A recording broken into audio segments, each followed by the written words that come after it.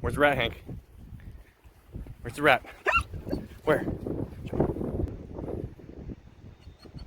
What? Is it in there? He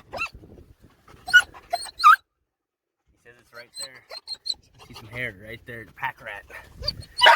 That's where it's at?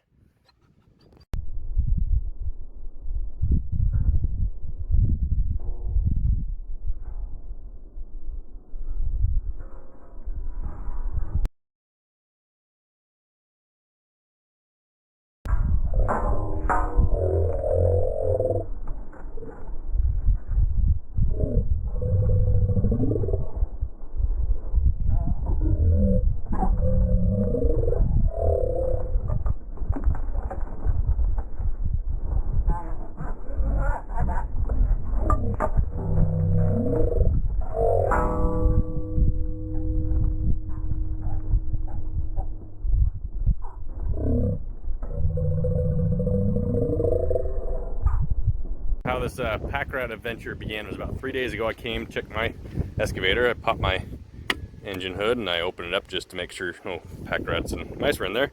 And sitting on top of the engine right in there was a pack rat.